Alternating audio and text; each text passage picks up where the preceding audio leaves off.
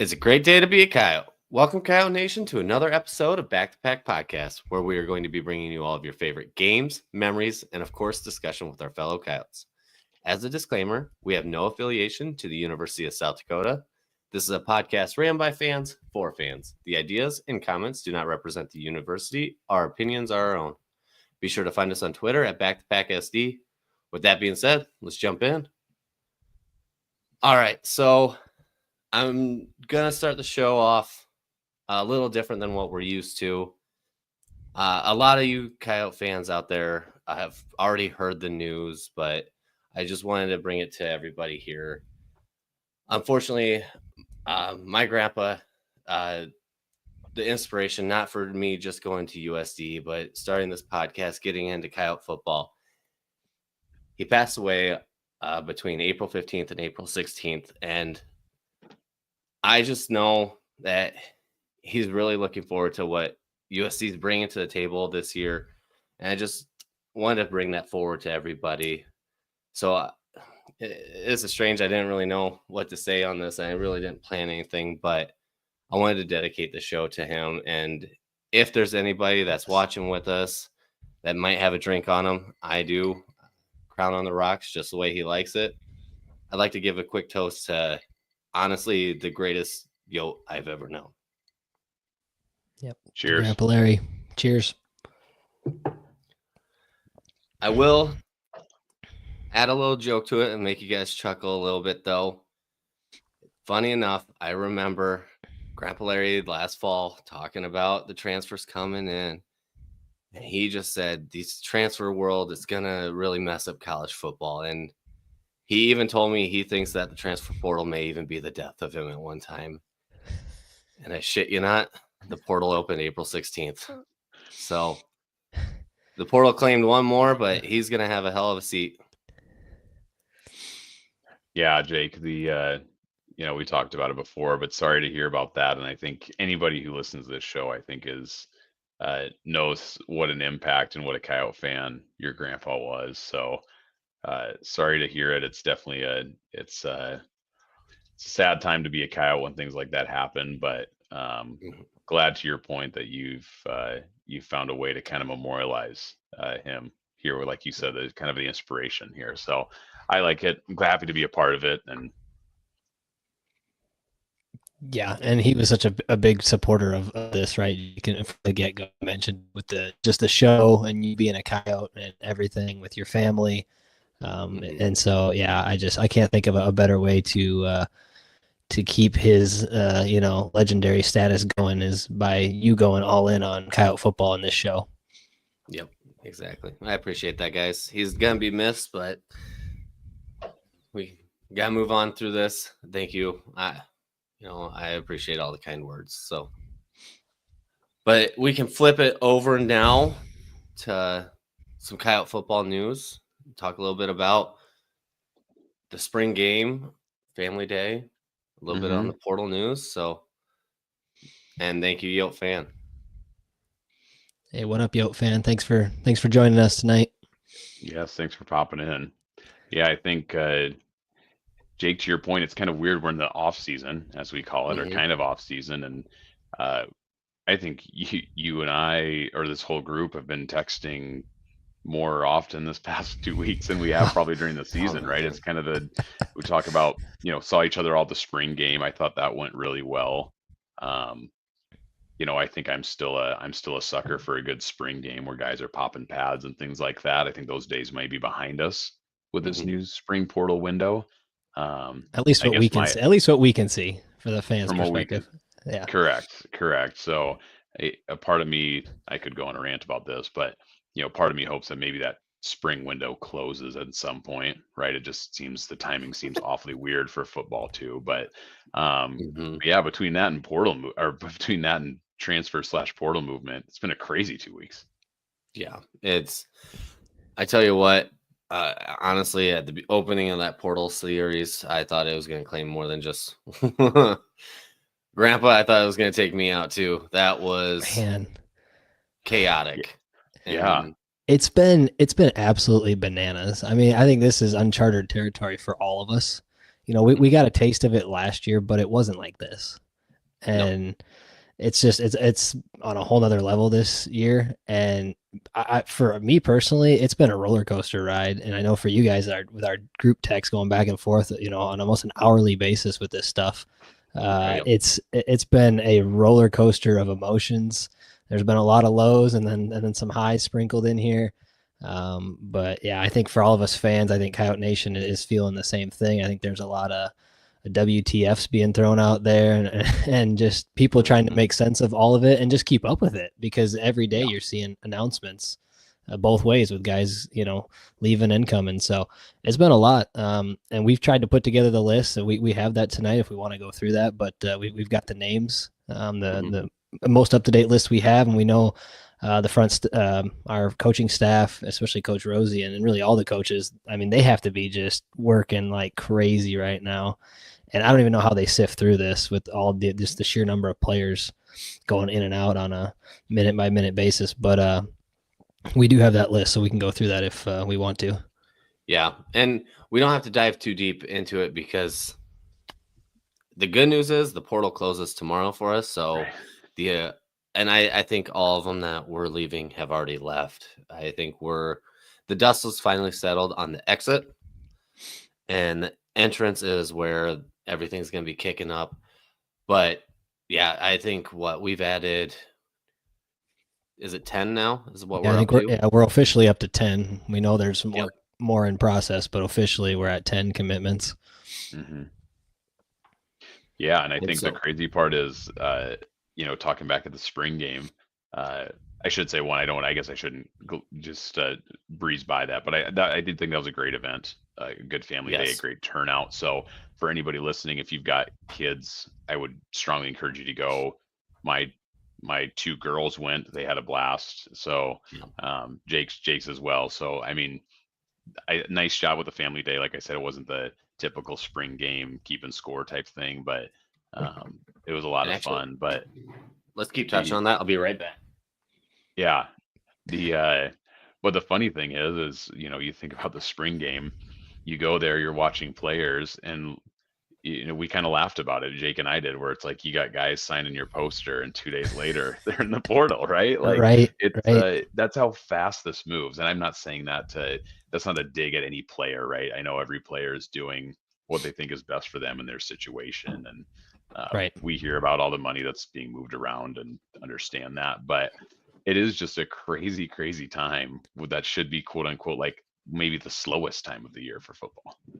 Yeah. So two things. So the team, just so everybody knows, the team did have an actual scrimmage on Sunday, and I Hmm. believe that was open to just family and maybe close friends or something like that, but it wasn't open to the general public.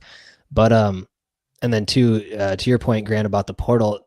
Personally, I think the window falls at a weird time. I Yes. think they need to adjust that. I know it's only 1 week, but they need to adjust that, or whatever it is, 9 days or whatever. But they need to move that window. I don't like where it's at. Personally, it messes with everything you're trying to do, and I don't know that there's really a good time for it. But I don't like how it kind of falls right in the middle of everybody's spring, practices and spring game or family days or whatever each team's doing nowadays. Yeah. Yeah. I think the other part that's super frustrating about this, again, I'll refrain from going on a rant, but unfortunately, the timing of the spring window really hurts the FCS and only benefits the Power Four conferences because Yep. they get an Yep. opportunity to kind of flesh out their roster, and maybe some guys they didn't pursue in December when the portal opened the first time, they've now come around and say, okay, we do have these needs, right? So um, it's just it's tough. Like I said, if it was up to me, I just eliminate the spring window, right? I don't know that that's going to happen. I don't foresee that being the case, but that's what I would certainly like to see because you're Yeah. a coach trying to fill out a roster. I mean, we're in the end of April, right? I mean, Yeah. your first game's 90 days away for, depending on when you play. I mean, this is not like the turnaround time is so quick for these guys that are potentially leaving and then guys that you have to replace them with. So I just can't imagine the frustration with a roster building effort having to go through that at the end of April as opposed to December. So, and like I said, it really, the power force or who's benefiting it, they're probably getting the most in from the FCS level, whereas we're kind of scrambling,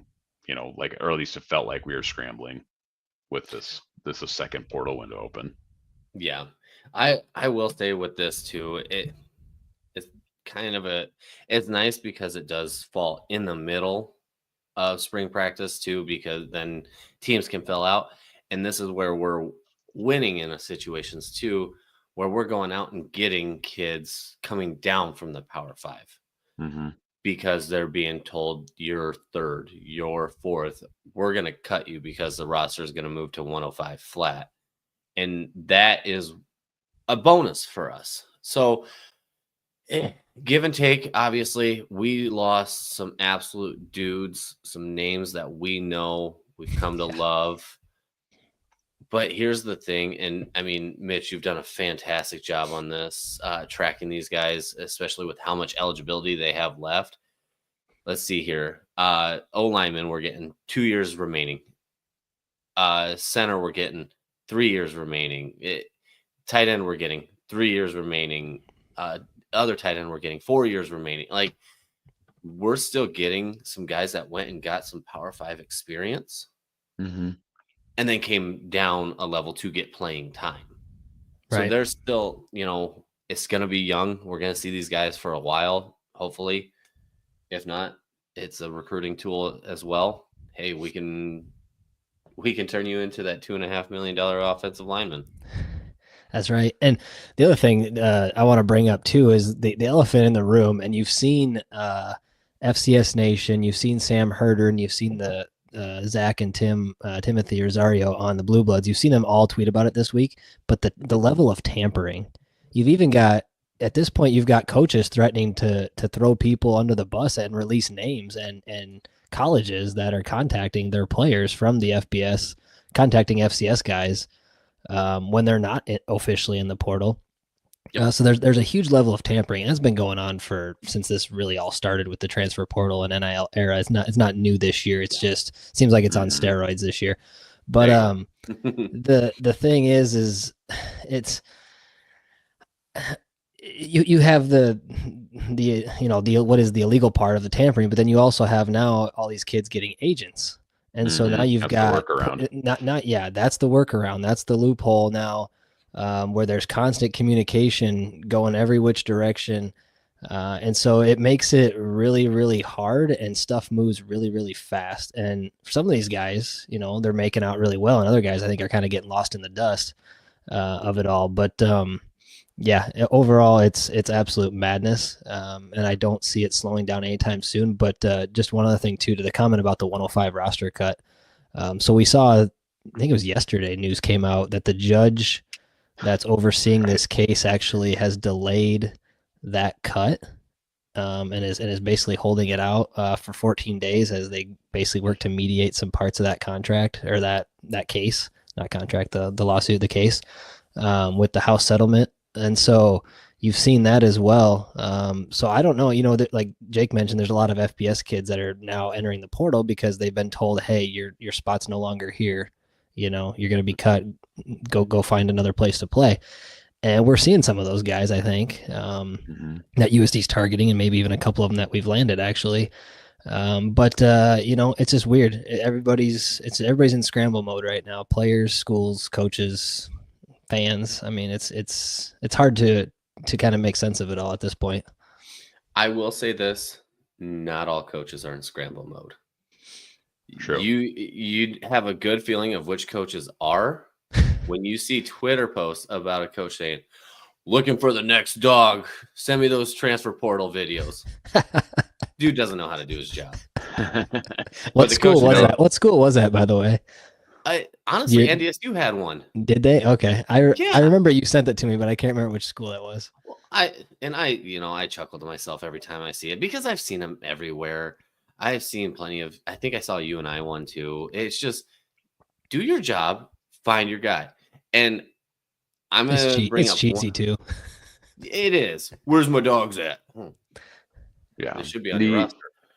Well, I was going to say, you guys probably saw, so you guys, I know, saw my tweet from this week, but I think it was the Arizona State head coach. He did a interview, and just basically said like, hey, I feel obligated to tell these guys at the bottom of the roster that they're probably not going to be on the team if it goes to 105.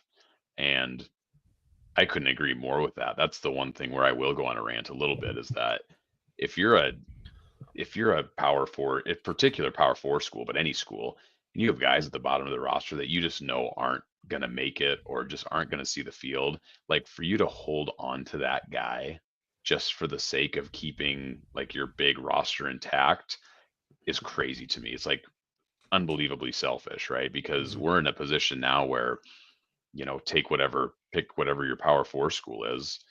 If those guys hang around, they can be looking up in July and basically, or June, whenever that is, and being cut from a program saying, you don't have a spot here. And now that 18, 19 year olds calling mom and dad say, hey, I know you just moved me to who knows where, but I don't have a job. I don't have a spot anymore. And guess what? The portal's closed. I don't have anywhere to go.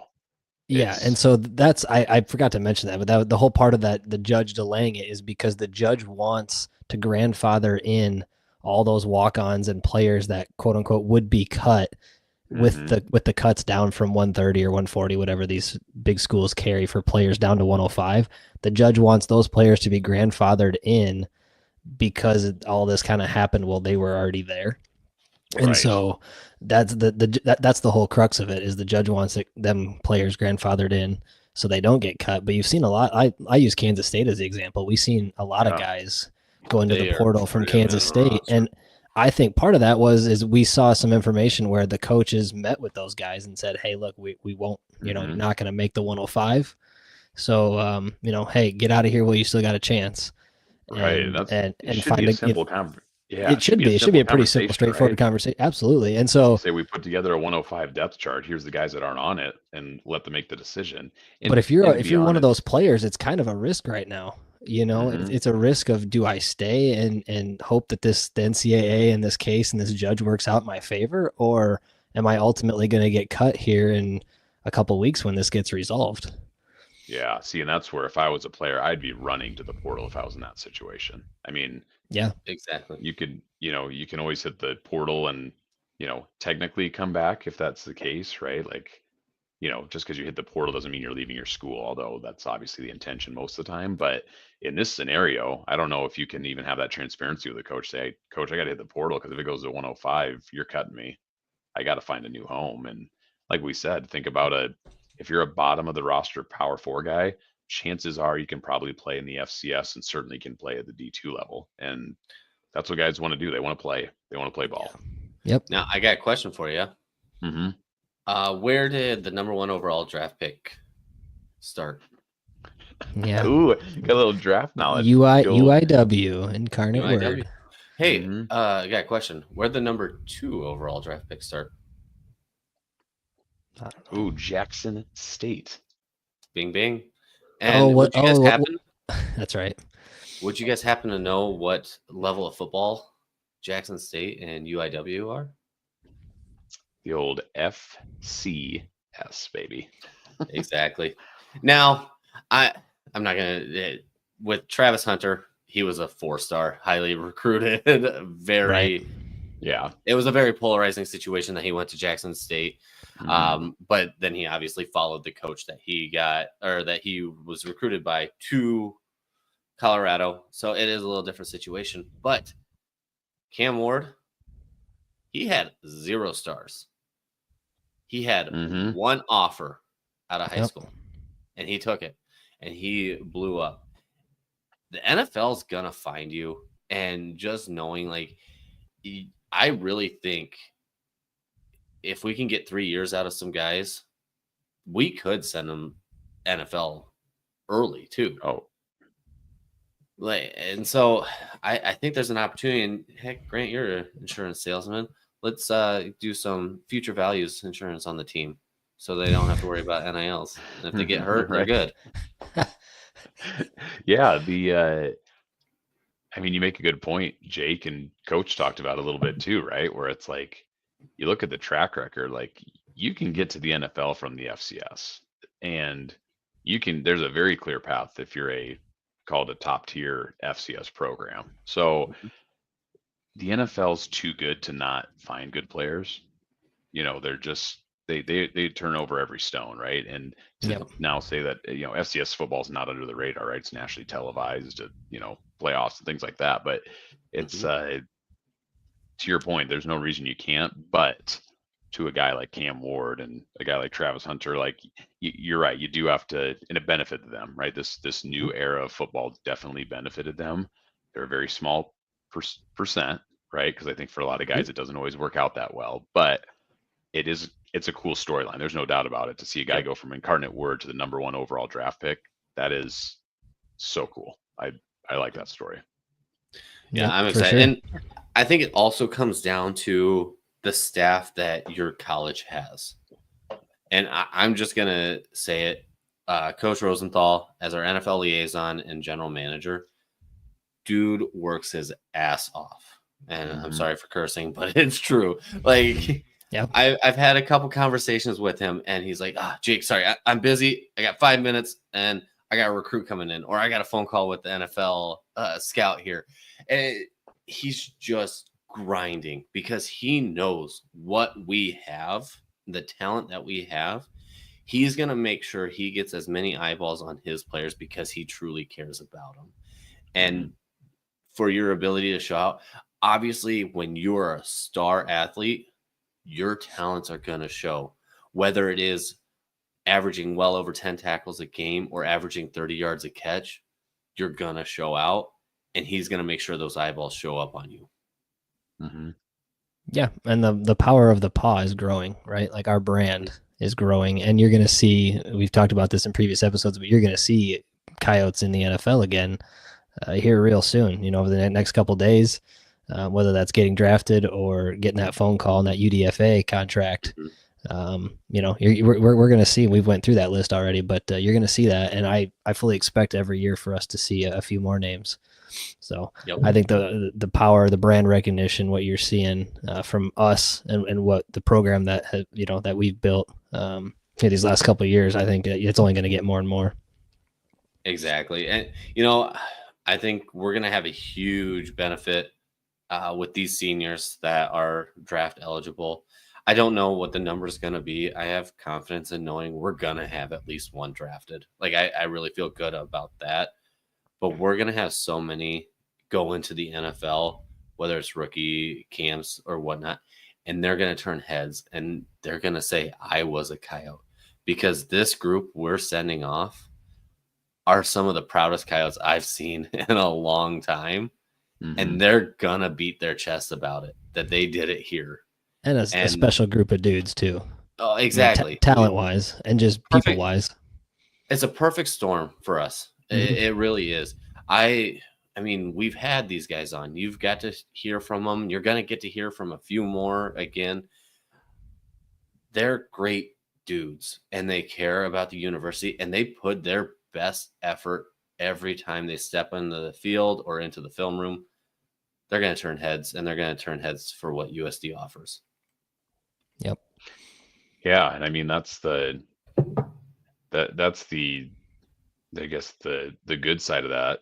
The bad side is, to your point, is that because you're turning heads when you're a top team in the FCS, you're going to turn heads, and that's also the reason why we've had guys leave, right? Like that's the reality in this day and age, is that when you perform at an extremely high level in the FCS, the new reality is you're going to get paid, and you're going to get paid a lot of money. We're not talking about 25 grand or 50 grand. You're going to get paid a ton of money, and you're going to get an opportunity at a P4 school that, yes, it's all the same division, but it's a little bit different, right? It's at least to the NFL's perspective, it's a little bit different. So it is a double-edged sword, because you have these guys who are leaving. It's disappointing. It's your best players, but it's also kind of a tip of the cap to the program to say, like, you're developing all these good elite players that are demanding top dollar and demanding a spot to move. And that's just going to be the reality of it. That comes with success, right? We used to see it in coaching only. You have a good coach, he's going to get scooped up by another team. And now it's really transferred to players too. Exactly. Well, and I want to say this, though. I can't wait for this to hit, because I believe in our recruiting, whether it is portal or high schoolers, but I can't wait for the Caden Crawfords or Jeff Bowies or Jalen Anderson to get to the point where they're draft eligible. These kids coming in from P5 schools that didn't get that shot, they're coming to USC and they show out and we get them drafted. It's going to turn heads again. And then all of a sudden, yeah, we can get upset about the Cron Adams, or the Jordan Larsons stepping away, or the Joe Cottons, the ones we recruited in. I know Cron wasn't recruited in as a high schooler, but the kids that we recruited in move on. Well, we pull guys down and still put them in the NFL. And that's just it. From if you're a college athlete, there's a lot of different routes now, especially now. It was a lot harder before this transfer portal NIL era. Now there's a lot more avenues you can take, and you mentioned it, going both directions, going up and down, and basically making a name for yourself and putting a lot of good plays on tape. And that's really what it's all about. And you're seeing that with some of these names and these players that are coming down to us from the FBS, is the guys are looking for an opportunity. They've been buried on the depth chart. They've grown and developed over a couple of years at these universities. They've gotten bigger, faster, stronger, whatever, but they've not really played much. They maybe played sparingly, kind of mop up duty at the end of games or whatever. And so they're just looking for an opportunity to get on the field.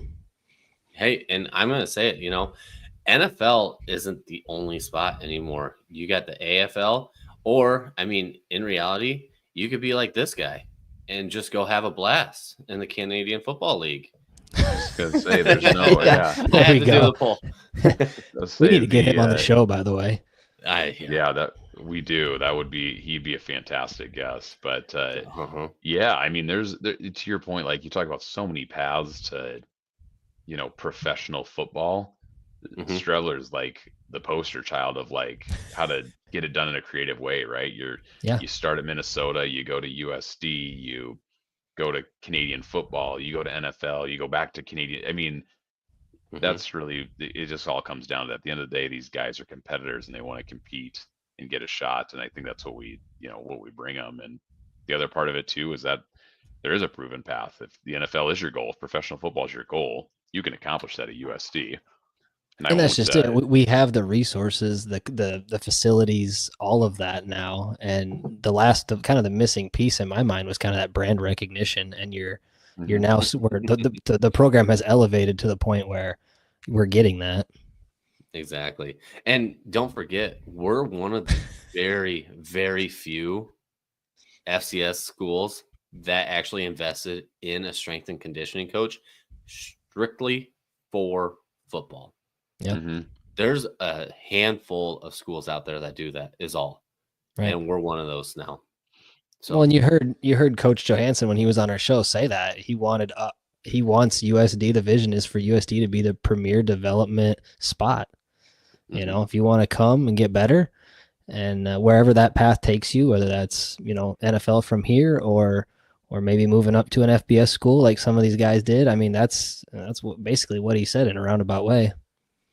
Exactly. Yeah, and not to get too far off the beaten path of this, but Mitch, you bring up a good point too, is that we are in an era now where, again, like I always say, I'm never going to blame a player for making a decision to leave, because they're obviously trying to do what's ever best for them. But we now live in a world where the reality for a lot of guys is that you may not, chances are you're not going to the NFL, and you only have one opportunity to kind of capitalize, if you will, especially monetarily, right? So there could be guys where they look back and say, wow, I can't believe I made $1 million as a senior, in college, and it's off to the real world, right? There is no NFL path, or there is not a path to the NFL. And I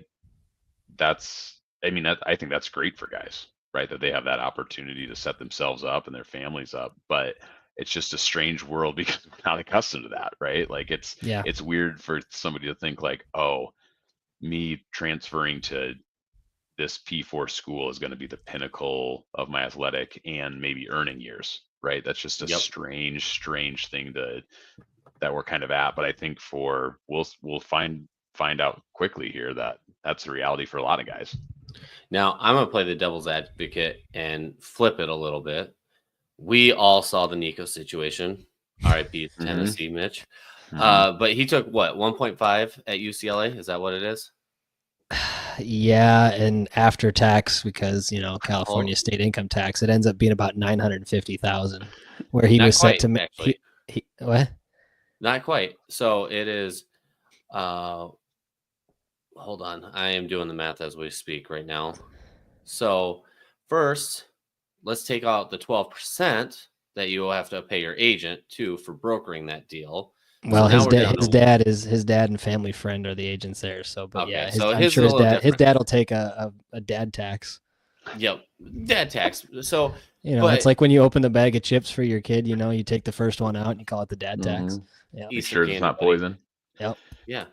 So, anyways, let's just say Nico's a standard player that has a regular agent. He's already losing $200,000 just to his agent for signing that deal. Now he's at 1.3, which sounds good, but let's talk about California state taxes at that kind of income. He has to do it based off of his main contract before paying his agent at 0.48% or 0.48 or sorry, 48% tax on that kind. So $720,000 just in taxes. So now we're down 750 minus 200,000, $500,000 contract right there is all he's making. Yeah, and he was set to make 2.5 ish at Tennessee. Mm-hmm. So you can sit there and say, yeah, it's nice getting the money, which you're right. I mean, I would love to take $500,000 right now. Right. I'd be debt free for sure, and then still probably paying my kids' college with that. But I'm going to ask you guys, because you guys all played football in high school, you played in middle school. You were that kid in that backyard that was playing. When you were playing with your friends, what scenarios were you running through your head? You guys already heard this question, but what scenarios did you have playing out? Were you sitting there thinking, yes, $500,000 and I barely made a bowl game? Or were you thinking, I just threw the game-winning touchdown to win the national championship? Right. Which, I mean, that's even that portion even goes back further in the past that we've talked about before, right? It's like Mhm. do you want to play for a premier FCS school, or do you want to play for a group of five school that the best thing you can do is win your conference and go play in the Alamo Bowl, right? Or whatever it is, Hey, the it's, Alamo Bowl is classy. There's also ooh, no that's guarantee. true. There's also no guarantee that you ball out at that level either. So you Exactly. could No, just become absolutely another not. name and number that gets lost and never get any attention again. Right. If Which your that's goal where, is if your goal is to play beyond college. Yeah. and that's the other piece too. You could argue that is it, a championship level FCS team, is that really, that chances are that's a better team than even some of the best group of five and the lower end of power four teams, right? We've Yep. seen that Hell, historically too. So again, I mean, take your pick on your path, right? There's a lot of ways to get it done, but at the end of the day, we're biased, of course, but I think it would be a mhm. hell of a lot more fun with a chance to play for a championship than go to the Dingus Bowl as a Power Four team. Exactly. It's Who wants to go to the Pinstripe Bowl in New York? Oh Middle God, it's just at the end of the day, money talks, and unfortunately, that's kind of the route we're seeing it most is. go. that was actually meant to be a dig at Nebraska. But It was. I got it. Trust me. I painfully watched the game. Ugh, in Yankee Stadium, so bad. now I know we Uh, didn't touch on it, and we won't tonight. We're gonna dive much, much deeper into the guys that we got in the transfer portal. My computer's about to die, and I left the charger upstairs for one. But I'm very excited about the portal and what we have to offer. But we're not done. We are right. only Yeah. +1 currently in the transfer Yes. portal taketh. We're at the giveth part now. We're up 1. We have what, 15 scholarships still to fill, hmm Something like that. Yeah. which I mean, we got some dudes on our roster too that might be looking to add a little extra to the scholarship fund too. So they'll keep playing with it. They'll figure it out. The dust is far from settling. Yeah. So Yeah. I we'll mean, save that say for a buckle couple. to your point. Mhm. Yeah. Say to your point, buckle in for the next couple of weeks because the transfer portal is closing, and I think as soon as that portal closes, guys are going to want to make sure they find their spot, because as we've all seen the numbers, 7,000 plus guys floating around the portal right now.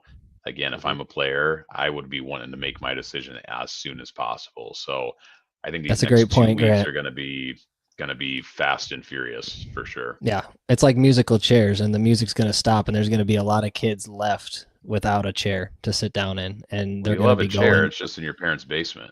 Yeah, exactly, exactly. You'll be just a student. That's You the won't be a reality of student. it. You will become just a student. You won't be a student athlete, or you'll be going to a D2 or JUCO. You'll be going down a level or two just to find a spot. It's just the reality of it. There's going to be more players than there are spots.